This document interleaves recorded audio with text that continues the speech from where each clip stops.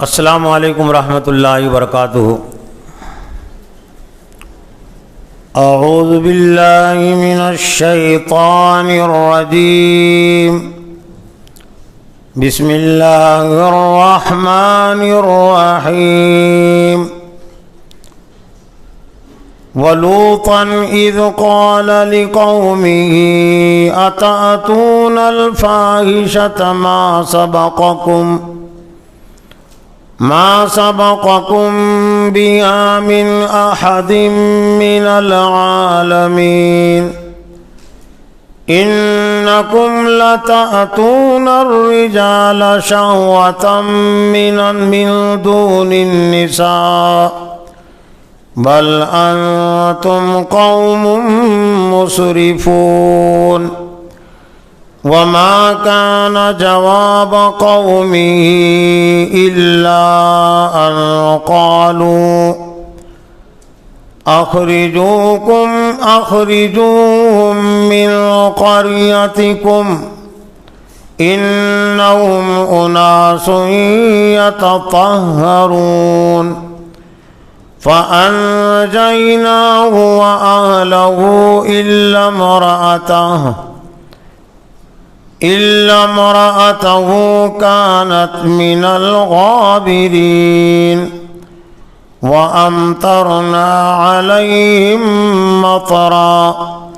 فانظر كيف كان عاقبة المجرمين صدق الله العظيم۔ محترم اساتذہ اکرام اور عزیز طلبہ، ابھی آپ کے سامنے قرآن مجید کے سورہ اعراف کی چند آیات تلاوت کی گئی۔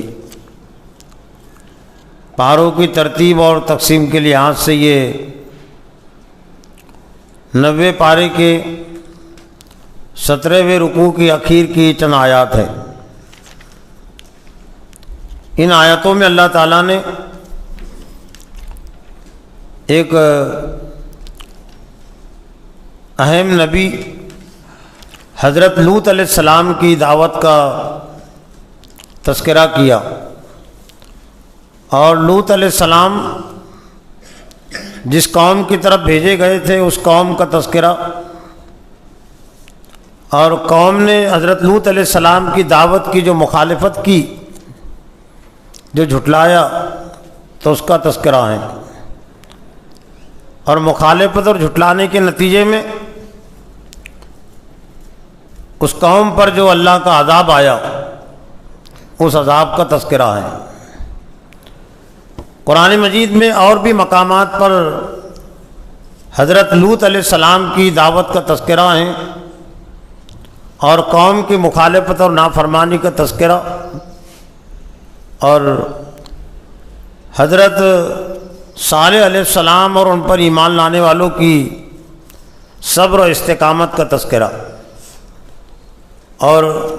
اس نافرمان قوم پر جو اللہ کا عذاب نازل ہوا، اس عذاب کا تذکرہ۔ آپ اچھی طرح جانتے ہیں کہ یہ ہفتے واری اجتماعات میں گزشتہ کئی مہینوں سے جو دروس کا سلسلہ شروع ہے، وہ انبیاء علیہ السلام کی سیرت اور ان کی دعوت کے عنوان سے یہ سلسلہ شروع ہے۔ اس سے پہلے کی انجمن میں، پہلے کے اجتماع میں حضرت صالح علیہ السلام کی دعوت کا تذکرہ تھا، جن کو اللہ تعالیٰ نے قوم سمود کی طرف مبعوث کیا تھا۔ انبیاء علیہ السلام کا جس سلسلے سے تذکرہ ہے قرآن مجید میں، تو اس سلسلے میں ایک طرح سے ان کا زمانہ بھی متعین ہو جاتا ہے۔ تو ایسا لگتا ہے کہ حضرت صالح علیہ السلام کے بعد حضرت لوط علیہ السلام کا تذکرہ ہے، یعنی زمانے کے لحاظ سے ان کا جو زمانہ ہے حضرت صالح علیہ السلام کے بعد کا زمانہ ہے۔ اور یہ وہ زمانہ ہے کہ حضرت ابراہیم علیہ السلام بھی اس وقت دنیا میں تھے۔ حضرت لوط علیہ السلام کے متعلق ایک تاریخی حیثیت یہ بھی ہے کہ جب حضرت ابراہیم علیہ السلام نے ملک عراق میں اپنی دعوت دی جہاں پر وہ پیدا ہوئے تھے، اور مقام پر اور عراق کا ملک، اور ایک طرح سے پورے ملک کو انہوں نے مخاطب کیا اور پورے ملک پر دعوت کی حجت تمام کر دی، تو بہت کم لوگوں نے حضرت ابراہیم علیہ السلام کی دعوت کو قبول کیا تھا۔ انہی میں سے یہ حضرت لوط علیہ السلام بھی ہے۔ مفسرین نے یہ بات بھی لکھی کہ یہ رشتے میں حضرت ابراہیم علیہ السلام کے بھتیجے ہوتے ہیں، یعنی حضرت ابراہیم علیہ السلام کے بھتیجے تھے جنہوں نے حضرت ابراہیم علیہ السلام کی دعوت کو گویا کہ ان رشتے میں حضرت ابراہیم ان کے چچا ہوتے تھے، ان کی دعوت کو قبول کیا۔ اور جب پھر ملک عراق سے حضرت ابراہیم علیہ السلام کو اللہ تعالیٰ نے جو ہجرت کا حکم دیا، تو اس وقت ان کے ساتھ ان کی بیوی بھی تھی اور یہ حضرت لوط علیہ السلام بھی تھے، یعنی گویا کہ ایک مختصر قافلہ تھا جو ہجرت کر کے فلسطین کی طرف آیا۔ اور پھر فلسطین میں آنے کے بعد اللہ تعالیٰ نے حضرت ابراہیم علیہ السلام کو دو اولادیں بھی عطا کی، حضرت اسماعیل اور حضرت اسحاق۔ اور پھر حضرت لوط علیہ السلام کو ایسا لگتا ہے کہ اللہ نے اس مقام پر بھیجا جہاں پر یہ لوط علیہ السلام کی قوم آباد تھی۔ جائے وقوع کے لحاظ سے یہ فلسطین اور عراق کے بیچ میں ایک علاقہ ہے جس کو صدوم کا علاقہ بھی کہتے ہیں، اور آج کی تاریخ میں اس جگہ کو، اب وہ جگہ جہاں پر لوط علیہ السلام کی قوم آباد تھی وہ ایک طرح سے جگہ سمندر میں تبدیل ہو گئی۔ بحر مردار اس کو کہتے ہیں، بحر مردار کہتے یعنی مرا ہوا سمندر۔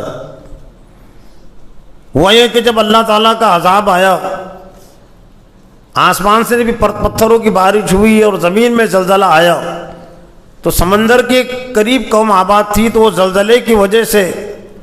وہ پوری آبادی اور پورا علاقہ وہ سمندر میں تبدیل ہو گیا۔ جب زمین پھٹی ہوگی تو ظاہر بات ہے کہ سمندر کا پانی وہاں تک وہ بڑھ گیا اور وہ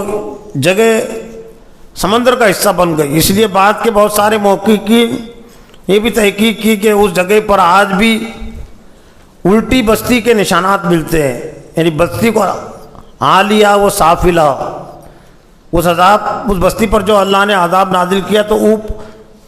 اوپر نیچے کر دیا، یعنی جو اوپر کا حصہ تھا وہ نیچے کا حصہ اوپر ہو گیا، یعنی سخت ترین اللہ تعالیٰ نے عذاب نازل کیا۔ آج بھی اس جگہ کے پانی کے متعلق ایک تحقیق یہ ہے کہ وہاں کوئی اس سمندر کے اس حصے میں بحر مردار، اس کو اس لیے کہتے ہیں کوئی زندہ چیز وہاں پر نہیں رہتی۔ جیسے عام طور سے پانی میں مچھلیاں ہوتی ہے اور بھی جاندار چیزیں ہوتی ہیں، تو اس جگہ پر ایسی کوئی جاندار نام کی چیز نہیں ہوتی، یعنی انتہائی کڑوا پانی کہ جس میں زندگی کے کوئی آثار نشان نہیں۔ اور عام طور سے جو پانی عام طور سے جس میں جو ڈبو دیتا ہے تو اس طرح کی یہاں چیز نہیں ہوتی، یعنی گویا کہ اللہ نے آج بھی اپنے عذاب کے اثرات اس جگہ پر رکھے ہیں تاکہ بعد میں آنے والے لوگ اس سے عبرت اور نصیحت حاصل کریں کہ جب کوئی قوم اللہ تعالیٰ کی نافرمان ہوتی ہے، اللہ کے غضب اور عذاب کو دعوت دیتی ہے، تو اللہ تعالیٰ کا کتنا سخت ترین غصہ اس قوم پر و بستی پر ہوتا ہے۔ تو یہ سورہ اعراف کی آیتوں میں اللہ تعالیٰ نے حضرت لوط علیہ السلام کی جو دعوت کا تذکرہ کیا مختصر انداز میں، اور سورہ ہود میں ذرا تفصیل کے ساتھ ہے، اور پھر سورہ زاریات میں بھی ہیں اور بھی مقامات پر۔ وَلُوطًا إِذْ قَالَ لِقَوْمِهِ، اور حضرت لوط علیہ السلام نے اپنی قوم سے کہا، اتاتون الفاحشۃ، کیا تم فحش اور بے حیائی بدکاری کے کاموں کی طرف آتے ہو، ان کو اختیار کرتے ہو، یہ بے حیائی اور بدکاری تم سے پہلے کسی نے نہیں کی۔ انبیاء علیہ الصلوۃ والسلام کی دعوت کے حوالے سے ایک چیز یہ بھی ملتی ہے کہ ہر نبی کی دعوت وہ اللہ کی بندگی کی دعوت دی جس میں شرک کی تردید تھی،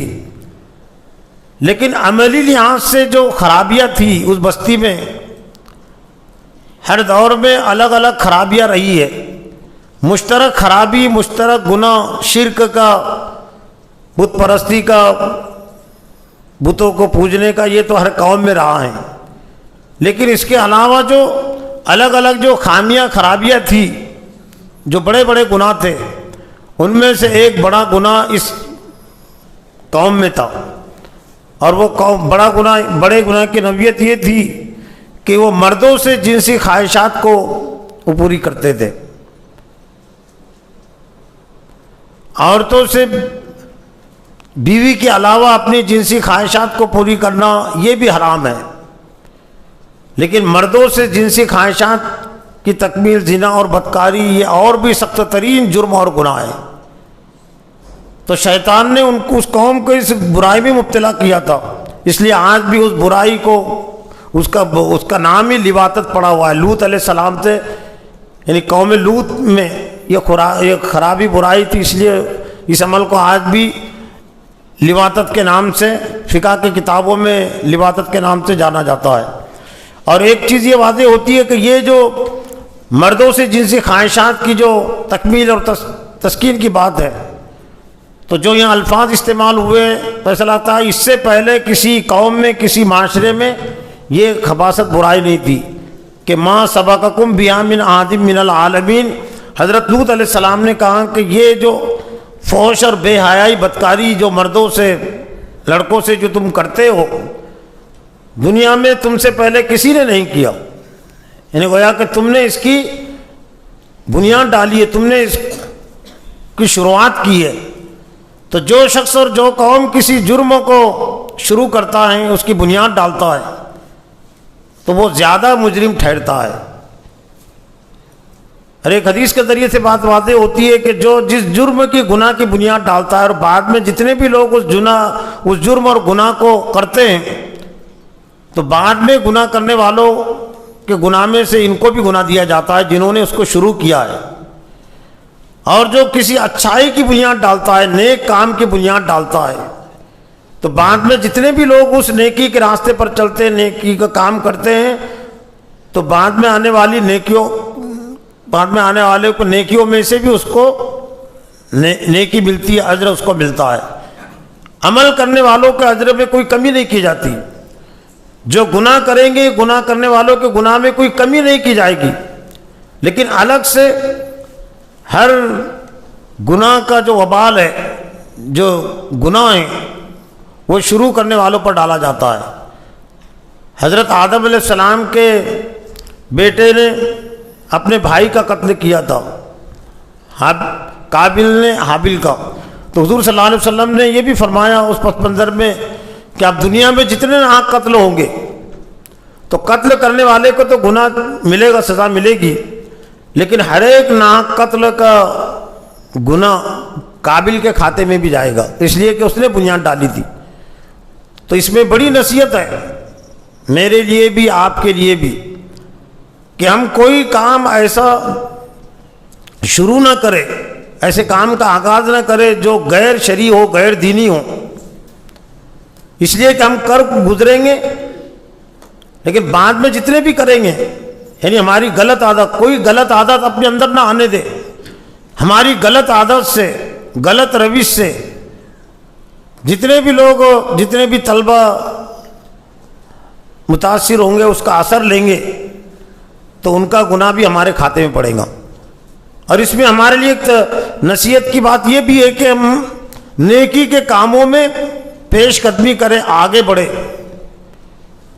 اچھے سے اچھے کاموں کا ہم آغاز کریں، ان نیکیوں کو ہم اپنی زندگی میں لائے جن نیکیوں کو لوگوں نے بھلا دیا اور ان پر عمل نہیں کرتے، تو ہم نیکیوں پر عمل کریں گے، اچھے کاموں پر عمل کریں گے، اور بعد میں پھر اور لوگ ہم کو دیکھ کر ان پر عمل کریں گے تو ان کے اجر ثواب میں ہمارا بھی حصہ رہے گا۔ تو ایک طرح سے دو چیزیں اس میں، ہر ایک کے لیے خوشخبری کا پہلو بھی ہے، اچھے کام کا اگر وہ آغاز کرتا ہے تو اس میں اس کے لیے خوشخبری ہے، اور برے کام کا اگر آغاز کرتا ہے، برے کام کی روش ڈالتا ہے تو اس کے لیے اس میں بڑے ڈانٹ اور تنبیہ کی بات بھی ہے۔ انکم لتاتون الرجال شہوۃ من دون النساء، حضرت لوط علیہ السلام نے قوم کو نصیحت کی، قوم کو سمجھایا کہ بے شک تم مردوں سے اپنی خواہشات پوری کرتے ہوئے عورتوں کو چھوڑ کر، بل تم قوم مسرفون، تم بہت ہی حد سے گزری ہوئی قوم ہو۔ اسراف کہتے ہیں گناہ کے کام کو، صرف وہ فضول خرچی نہیں ہے، اللہ تعالیٰ نے زندگی گزارنے کی جو حد متعین کی، جو راستہ متعین کیا، اس راستے کو چھوڑ دینا ایک طرح سے وہ اسراف ہے۔ جان میں بھی اسراف اور مال میں بھی اسراف اور جتنے بھی کام ہیں اس میں اسراف، یہ گناہ اور جرم کی بات ہے۔ لیکن وہ قوم اس برائی میں، خباثت میں، بے حیائی میں اتنی زیادہ منہمک اور مصروف تھی، اور اتنے زیادہ اس کو اس برائی سے محبت تھی، رغبت تھی، کہ حضرت لوط علیہ السلام کی نصیحتوں کا کوئی قوم پر اثر نہیں ہوا، بلکہ دوسرے مقام پر ہے کہ جب فرشتے آئے انسانی شکل و صورت میں عذاب کی خبر لے کر لوط علیہ السلام کو خبر دینے کے لیے کہ اب اس قوم پر اللہ کا عذاب نازل ہوگا، وہ فرشتے انسانی شکل و صورت میں جو آئے تھے تو پہلے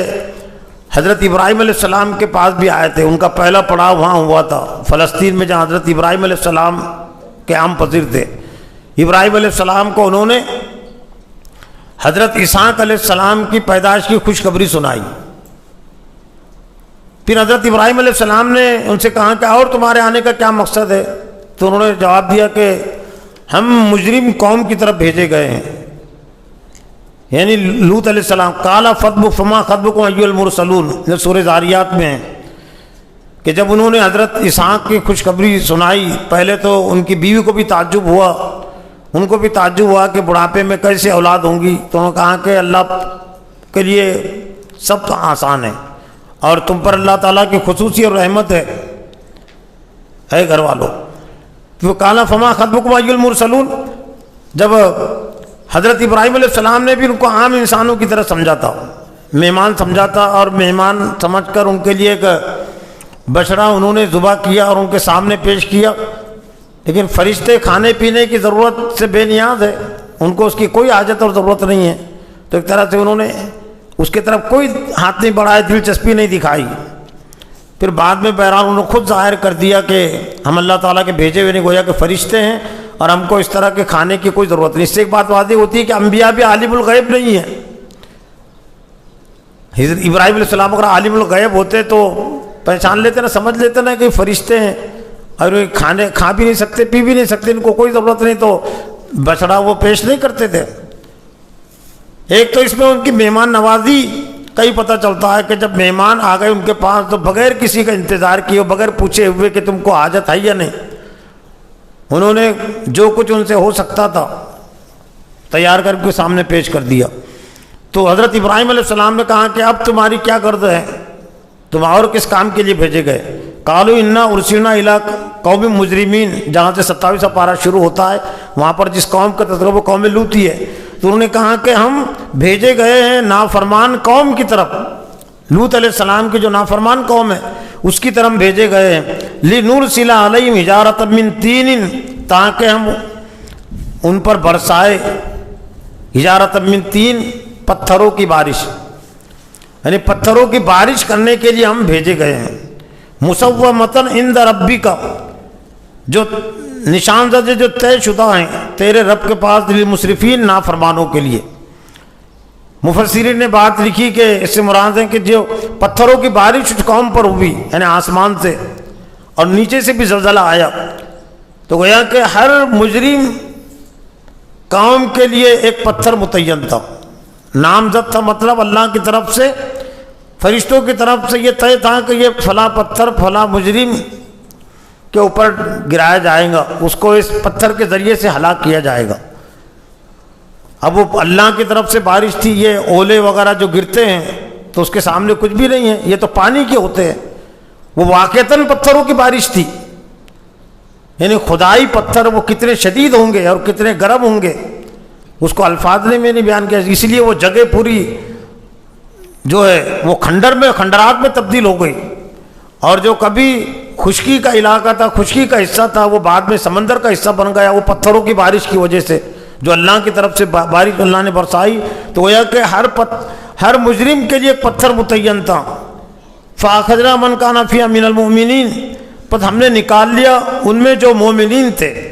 یعنی حضرت لوط علیہ السلام اور ان پر جو ایمان لانے والے تھے اگرچہ تھوڑے تھے،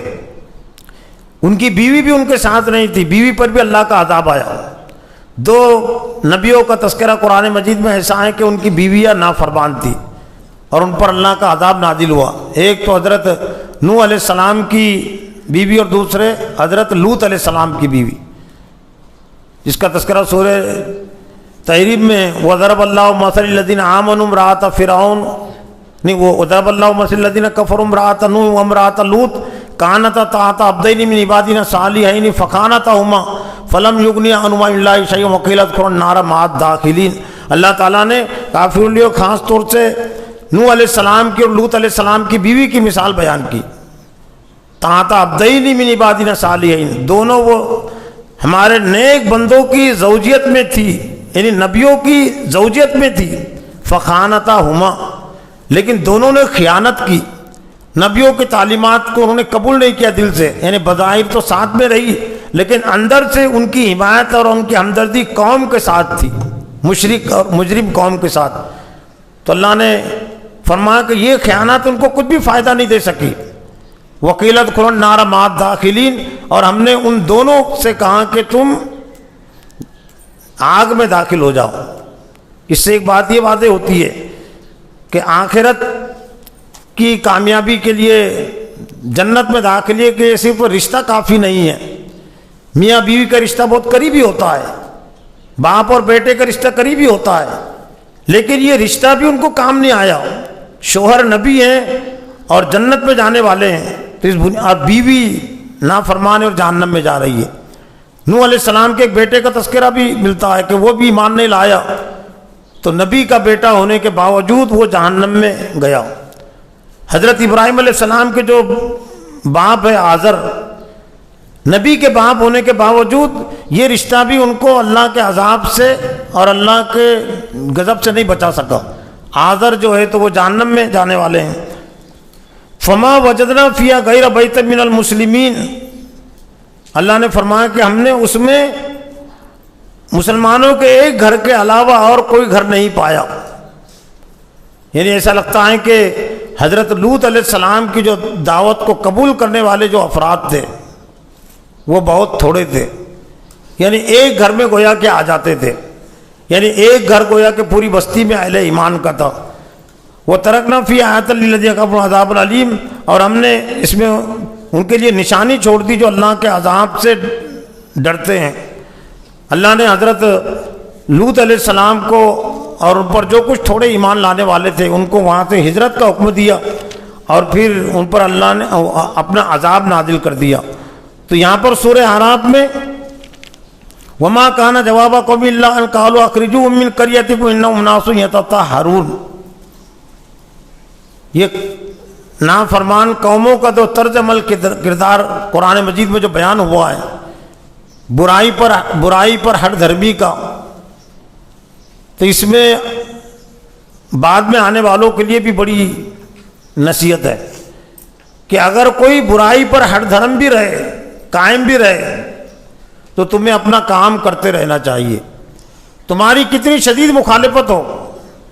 تو بھی تم کو اپنا کام بند نہیں کرنا چاہیے. تو قوم نے جو جواب دیا تو کہا کہ اخرجوا من قریتکم، ان کو نکال دو تمہاری بستی سے.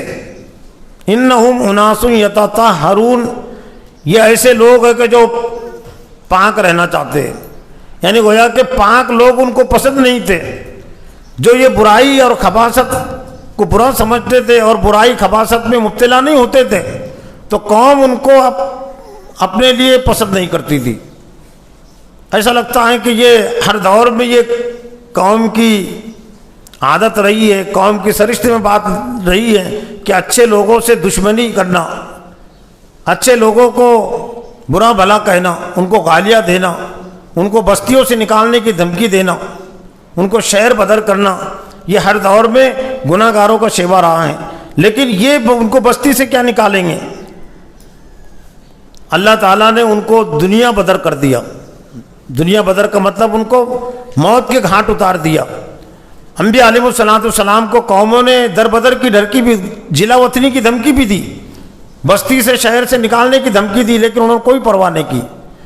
دین کے کاموں کی بنیاد پر ہجرت ہوتی ہے، جلا وطنی آج تک کسی نہیں ہوئی، کوئی جلا وطنی کرنے پر کامیاب نہیں ہو سکا۔ ہاں، ہجرت اللہ کے حکموں سے ہوتی ہے، اور ہجرت میں اللہ تعالیٰ نے برکت بھی رکھی اور اس میں انعام بھی رکھا ہے۔ تو ایسے ہی حضرت لوط علیہ السلام کو پھر اللہ تعالیٰ نے کہا کہ راتوں رات یہاں سے نکل جاؤ۔ دوسرے مقامات پر یہ کہ جب وہ فرشتے آئے جو پہلے حضرت ابراہیم علیہ السلام کے گھر آئے تھے، وہی انسانی شکل و صورت میں حضرت لوط علیہ السلام کے گھر آئے، ان کو یہ اطلاع دینے کے لیے کہ اب قوم پر اللہ کا عذاب نازل ہونے والا ہے رات میں، تم صبح ہونے سے پہلے جب صبح ہوں گی، صبح اللہ کا عذاب آئے گا، تو اس سے پہلے یہاں سے نکل جاؤ۔ تو جب یہ انسانی شکل و صورت میں آئے نوجوان کی صورت میں، تو لوط علیہ السلام کے گھر کا بستی والوں نے، قوم نے گھیراؤ کر لیا اور کہا کہ ان کو ہمارے حوالے کرو۔ لوط علیہ السلام نے اس موقع پر بڑی بے بسی کا اور پریشانی کا اظہار بھی کیا، اس لیے کہ وہ ان کو اپنا مہمان سمجھ رہے تھے۔ تو انہوں نے کہا، جب یہ ان کے پاس پہنچے، سورہ ہود میں ذرا تفصیل کے ساتھ ہے کہ جب وہ آئے کہ وَلَمَّا جَاءَتْ رُسُلُنَا لُوطًا سِیَّ بِهِمْ وَذَاقَ بِهِمْ ذَرْعًا وَقَالَ هَذَا یَوْمٌ عَصِیبٌ۔ جب ہمارے رسول یعنی فرشتے قاصد لوط علیہ السلام کے پاس پہنچے تو انہوں نے اپنے آپ کو بہت تنگ محسوس کیا کہ اب میں کیا کروں، یعنی ان کے پاس ایسی طاقت اور قوت نہیں تھی انسانوں کی کہ جو قوم کا مقابلہ کر سکے، اور قوم کے جو افراد ہیں انہوں نے گھیراؤ کر لیا اور تقاضا کرنے لگے کہ یہ نوجوانوں کو ہمارے حوالے کرو، یعنی برائی خباثت وہ انسان سمجھ رہے تھے ان کو۔ تو لوط علیہ السلام نے بڑی بے بسی کا اظہار کیا، وَجَاءُوا قَوْمٌ يُهْرَعُونَ إِلَيْهِ، اور آئی قوم اس کے پاس، يُهْرَعُونَ إِلَيْهِ، دوڑتے ہوئے بھاگتے ہوئے، یعنی سب کو جب معلوم ہوا کہ یہاں چند خوبصورت نوجوان لوط علیہ السلام کے گھر آ گئے، تو جو ان کی سرشت میں تھی یہ خباثت، بے حیائی لڑکوں سے مردوں سے پوری کرنے کی، تو گویا کہ انہوں نے کہا کہ ہمارے مطلب کی چیز آ گئی۔ وَمِن قَبْلُ كَانُوا يَعْمَلُونَ السَّيِّئَاتِ، اور اس سے پہلے برے اعمال میں مبتلا تھے۔ قَالَ يَا قَوْمِ هَؤُلَاءِ بَنَاتِي هُنَّ أَطْهَرُ لَكُمْ، حضرت لوط علیہ السلام نے اسے کہا کہ یہ قوم کی بیٹیاں ہیں، یعنی اللہ تعالیٰ نے جو جائز طریقہ رکھا ہے جنسی خواہش کی تکمیل کا، وہ یہ ہے کہ تم نکاح کرو اور نکاح کے ذریعے سے پھر اپنی وہ ضرورت پوری کرو۔ تو تم یہ بیٹیوں کو اور عورتوں کو چھوڑ کر، نکاح کے عمل کو چھوڑ کر، یہ بے حیائی بدکاری جو تم لڑکوں سے اور مردوں سے کے ساتھ تم کیوں کرتے ہو؟ وَلَا تُخْزُونِی فِی ضَیْفِی، اور فَاتَّقُوا اللَّهَ، اللہ سے ڈرو، اللہ کا تقوی اختیار کرو، اور مجھے میرے مہمانوں کے سلسلے میں رسوا مت کرو۔ یعنی کیسی بے بسی حضرت لوط علیہ السلام نے ظاہر کی۔ الفاظ سے اتنی تو ہم وعدے نہیں کر سکتے، لیکن کچھ نہ کچھ الفاظ میں تو بات موجود ہے کہ اے میری قوم، مجھے میرے مہمانوں کے سلسلے میں رسوا کیوں کر رہے؟ ظاہر بات ہے کہ میزبان کے لیے بڑی تکلیف دہ چیز ہوتی ہے کہ ایک اجنبی مقام کے لوگ اس کے پاس آئے اس سے ملنے کے لیے، اور پھر قوم ہی کے کچھ افراد جو ہے تو ان کے ساتھ برا ارادہ رکھے، برا معاملہ کرے، لیکن ان کو ابھی تک یہ معلوم نہیں تھا کہ فرشتے۔ الیس منکم رجل رشید، حضرت لوط علیہ السلام نے کہا کہ کیا تم میں ایک بھی آدمی نہیں، سمجھدار آدمی، سمجھ بوجھ رکھنے والا تم میں ایک بھی نہیں؟ یعنی گویا کہ پوری قوم کے قوم یعنی برائی خباثت میں مبتلا تھی۔ ایسے ماحول سے انبیاء علیہ السلام کو گزرنا پڑا، اور یہ اللہ تعالیٰ نے ان کا تذکرہ اس لیے کیا کہ تاکہ بعد میں آنے والے لوگ ایسے ماحول میں اپنے آپ کو مایوس نہ سمجھے، بے بس نہ سمجھے۔ قالوا لقد علمت ما لنا فی بناتک من حق وانک لتعلم ما نريد، قوم کے لوگوں نے کہا کہ اے لوط، تجھے معلوم ہے کہ ہم کو لڑکیوں میں، عورتوں میں کوئی دلچسپی نہیں، یعنی برائی کی انتہا۔ خباثت اور بدکاری کی انتہا جسے کہہ سکتے کہ انتہا کا لفظ بھی پھیکا پڑ جائے، کہ ایک ہے برائی کرنا اور برائی پر کچھ احساس کرنا، اور ایک ہے برائی کرنا اور برائی پر فخر کرنا، فخر جتلانا۔ یہ بہت آگے کی چیز ہو جاتی ہے کسی قوم کی تباہی بربادی کے لیے، کوئی فرد کے لیے، قوم کے لیے بھی۔ تو قوم کے لوگوں نے کہا کہ تجھے معلوم نہیں کہ ہم کو عورتوں سے کوئی دلچسپی نہیں، یعنی ہم کو اگر دلچسپی ہے تو یہ مردوں سے ہیں، لڑکوں سے ہیں۔ وَإِنَّكَ لَتَعْلَمُ مَا نُرِيدُ، اور تو اچھی طرح جانتا ہے کہ ہم چاہتے کیا ہے، یعنی گویا کہ صاف طور سے انہوں نے اپنا جو مدعا ہے اندر ان کا خباثت کا بے حیائی کو اس کو ظاہر کر دیا کہ ہم یہ چاہتے ہیں کہ تو یہ جو مہمان ہیں جو آئے تیرے گھر ان کو ہمارے حوالے کر دے تاکہ ہم ان کی خواہشات پوری کریں۔ قال لو ان لی بکم قوۃ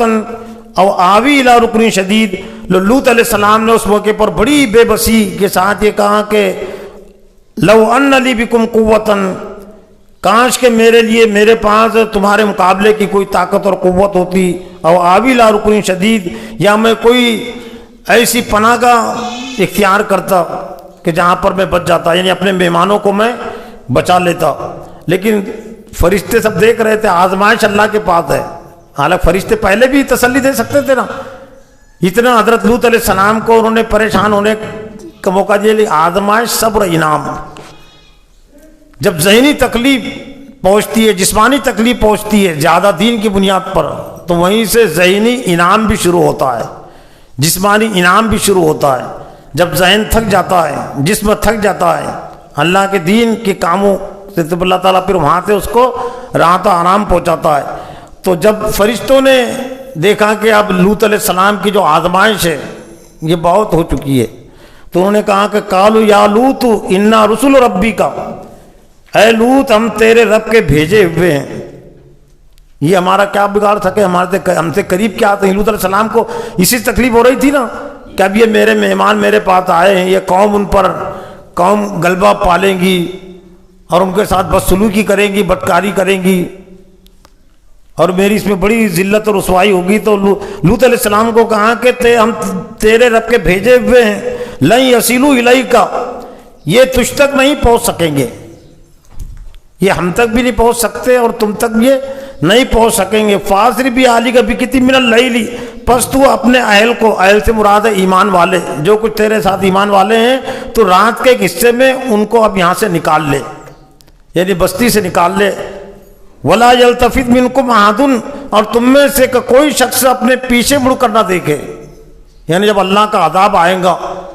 ایک دھماکہ ہوگا آسمان سے پتھروں کی بارش، یہ بارش میں بھی آواز ہوتی نا، جو پانی کی بارش ہوتی ہے اس میں بھی آواز ہوتی ہے، لیکن پتھروں کی بارش میں کیسی آواز، انتہائی دھماکہ خیز ڈراؤنی آواز اس میں رہی ہوگی۔ تو اللہ تعالیٰ نے کو بتلا دیا تھا کہ بستی سے نکل جانا، اور تم میں سے کوئی مڑ کر نہ دیکھے کہ بستی والوں کے ساتھ اب کیا معاملہ ہو رہا ہے، بستی پر کیسے عذاب آ رہا ہے۔ تم میں سے کوئی الا امرأتک، لیکن انہوں نے کہہ دیا تھا مگر تیری بیوی یہ مڑ کر بھی دیکھیں گی، اور وہ بستی میں قوم کے ساتھ وہ رہیں گی، اور وہ ساتھ نہیں آ سکیں گی۔ اور ظاہر بات ہے کہ جب وہ مومن نہیں تو اللہ تعالیٰ توفیق بھی نہیں دے سکتا، آ بھی نہیں سکتی تھی۔ انہم مصیبھا ما اصابہم، بے شک اس کو بھی وہی پہنچنے والا ہے جو قوم کو پہنچنے والا ہے، یعنی تیری بیوی پر وہی عذاب آنے والا ہے، وہی پتھروں کی بارش سے وہ ہلاک کی جائیں گی، زلزلے سے، جیسا کہ اور قوم ہلاک کی جانے والی ہے۔ ان موعدہم الصبح، الیس الصبح بقریب، کیا بے شک ان کی جو موعود ہے، ان کا جو وقت متعین ہے، یعنی عذاب کا وقت، ہلاک ہونے کا وقت وہ صبح ہے۔ الیس الصبح بقریب، اور کیا صبح قریب نہیں ہے، یعنی صبح بہت دور نہیں ہے، یعنی گویا کہ شام کے وقت کا اس سے پہلے کا یہ معاملہ ہے جو گفتگو ہو رہی تھی، رات سے متعلق اللہ نے ہدایت کر دی، اور یہ فرشتے تم تک اور ہم تک نہیں پہنچ سکیں گے۔ فلما جاء امرنا، اللہ نے فرمایا جب ہمارا امر آیا، ہمارا معاملہ آیا، یعنی عذاب کا فیصلہ، جعلنا عالیہ سافلہا، ہم نے بنا دیا ان کا اوپر کا حصہ نیچے، یعنی جو چھت تھے وہ نیچے ہو گئے، نیچے کہتا ہے آندھی کر دیا پوری بستی کو، بستی جو پوری آندھی ہو گئی۔ وَأَمْطَرْنَا عَلَيْهِمْ حِجَارَةً مِّن سِجِّيلٍ مَّنضُودٍ، اور ہم نے امطرنا برسایا اس پر، حجارتم پتھر، مطر یمطری بارش کے معنی ہم نے پتھروں کی بارش برسائی من سجیل منضود جو نامزد تھے، یعنی ہر ایک کا اس پر ایک طرح سے نام لکھا ہوا تھا، مسومۃ عند ربی کا جو طے شدہ تھے تیرے رب کے پاس سے، وما ہی من الظالمین ببعید اور یہ ظالموں سے بہت دور نہیں ہیں۔ جو اصل مقصد تھا اس واقعے کے نزول کا اور قوم کی تباہی کو بیان کرنے کا وہ تھا مکہ والوں کو نصیحت۔